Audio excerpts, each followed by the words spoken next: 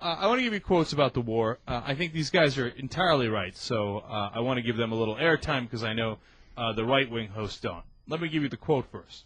The first one's kind of long, but I think it sums up things really well here. He says, I cannot support a failed foreign policy. History teaches us it is often easier to make war than peace. This administration is just learning that lesson right now. The president began this mission with very vague objectives and lots of unanswered questions. A month later, these questions are still unanswered. There are no clarified rules of engagement. There is no timetable. There is no legitimate definition of victory. There is no contingency plan for mission creep.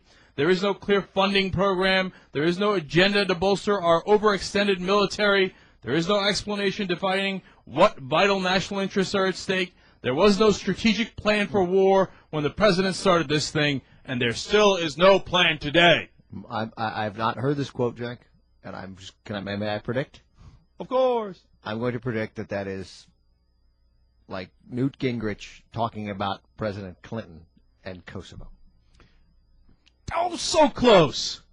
Tom DeLay talking about President Clinton and Kosovo. I'm going to count that one. Okay, absolutely. But get a load of that quote. Now, those are the same guys who say, what? We don't need an exit strategy. We don't need a timetable. We don't need a clear definition of victory. Let me quote again. Before you do, I just want to point out that we did it. We exited.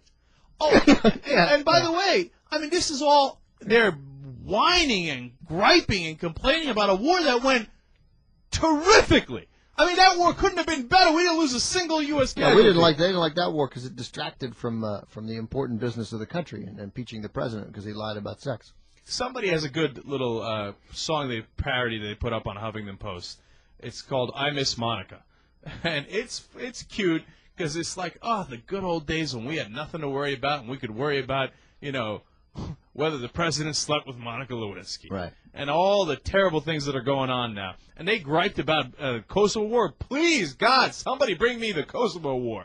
Bring me a war I can get behind. Yeah. I miss the Kosovo War. But that's not alone. I don't need to repeat that one because there's plenty more where that came from. Tom DeLay again. You can support the troops, but not the president.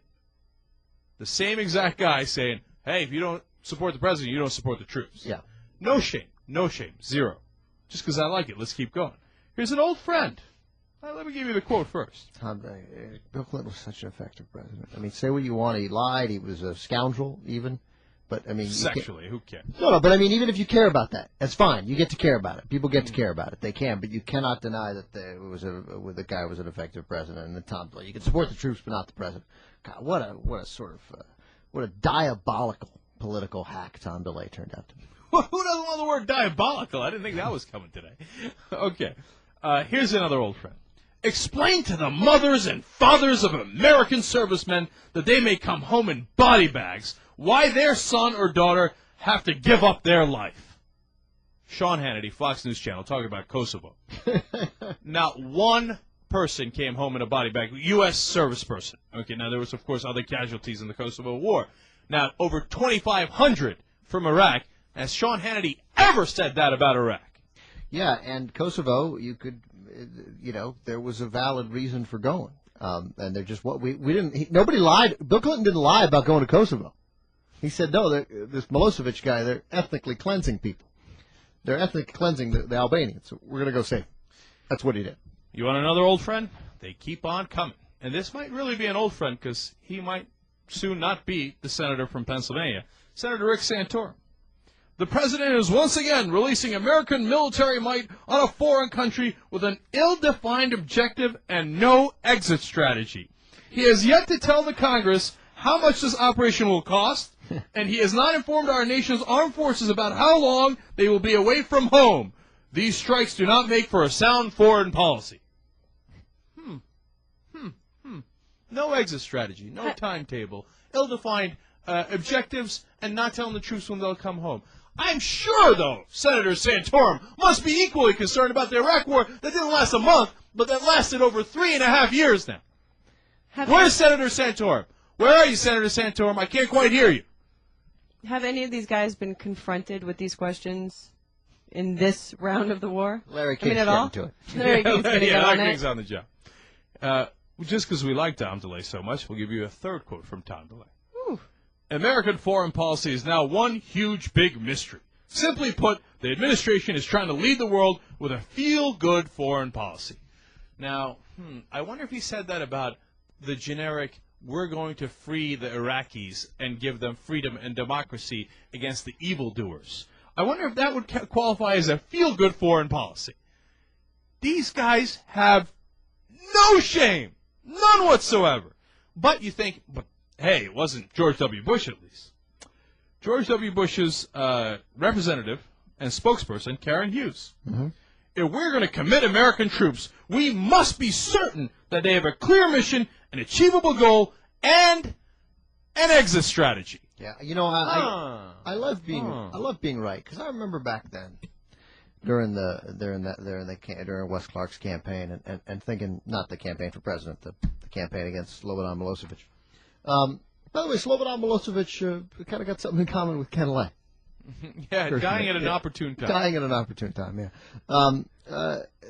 This exit strategy talk, and look, I thought that's not meaty enough. It's not doesn't make any sense. I don't know what that means, and you should have. I guess you should know when you've won. Mm-hmm. But of course, what's interesting, it's still, and now of course it sounds incredibly hollow from these guys to read back these quotes at the time. But what was going on also during that time, which near as I can tell is simply not going on now, was this enormous amount of diplomatic pressure simultaneously being put on Milosevic, because we were prepared to stop the moment that he stopped. Yep. We weren't going to continue on to Montenegro. And you know what happened, which was incredible? It worked. Yeah, the pressure, the diplomatic and the military pressure right, combined worked. They ended it.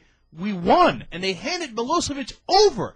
That's shocking. Could you imagine if that happened in Iraq? Yeah. Where the Iraqis said, no, okay, you win. You don't have to do the military option. Here's Saddam Hussein. We're handing him over, and we have a new government. Well, and we're going to cooperate with you. Well, look, as we well know, there were significant reports, and I didn't know we were going to talk about this today, and I don't have them in front of me, and I don't, there's some evidence to suggest, and I don't know whether it's true, but some of the reports were pretty telling that I believe the United Arab Emirates would take Saddam. Yeah. And that we didn't want that to happen for rather obvious reasons. All right. Now, I want to give you one last quote here from a very, very old friend. And I think he nailed it the best. So I want to give him credit here at the end. There's a long list of quotes from all these guys, but I want to give you the best one here at the end. Victory means exit strategy, and it's important for the president to explain to us what the exit strategy is. The person who said that quote, George W. Bush, about Bill Clinton's Kosovo war. I'm going to repeat it one more time for you. The man who says that it would be handing a victory to our enemies if we say an exit strategy, state an exit strategy today in Iraq. Cenk, after 3.5 miserable years of war. Before you repeat it again, I think you're missing a key point here. Yes. Post 9/11 world. Post 9/11 world, we don't need an exit strategy. Yeah. We don't need a mission. We need a feel-good foreign policy where we just linger around Muslim countries getting our ass kicked. It's apples and oranges, man. Apples and oranges. All right? You cannot compare the two. We ought to be, seriously. Yeah, and you know what? You're right, Jill. 9/11 changed everything. Everything. Everything you believed before 9/11, you have to reverse. So if you thought Jessica Simpson was hot before 9/11, now you have to think she's ugly, right? And if you thought the Constitution, United States Constitution, was a good thing before 9/11, after 9/11, you have to think it's garbage. Right now, it's totally useless. Now, before you said exit strategy and a clear mission for our troops so they don't get killed for no reason. Good idea. After 9/11, terrible idea. Get them killed for no reason. Right. Now you watch an episode of Joni Loves Chachi. Hilarious. Hey, it's post 9/11. It's post 9/11 world. Those quotes. Look, I understand they're not. It's not happening. But I mean, seriously, do we know anyone at CNN? Can we have those quotes read by Larry King to George Bush tonight? That'd be great. That's interesting. Because I think Jill's right. I think he will say, well, it's a post 9/11 world. And then you go, but actually changed exit strategy? Mm-hmm. That's different now? So war is now permanent? It's a war on terror now. We've never had a war like this. I understand, but I don't understand how that relates to not having an exit strategy. I'm confused by that, Mr. President. If you could explain that a little more. Leaving you with this. I already did explain it. gotta understand. I'm fighting the bad, evil people, and we can't leave because the bad people will know when we're leaving, and I just want to protect the good people. I gotta go take a bike ride. I gotta go. I don't even know how to come up with a dumb answer to mimic Bush. George W. Bush. Victory means exit strategy, and it's important for the president to explain to us what the exit strategy is. Yes, it is, Mr. President. For once, we agree with you. Yeah. Young Turks.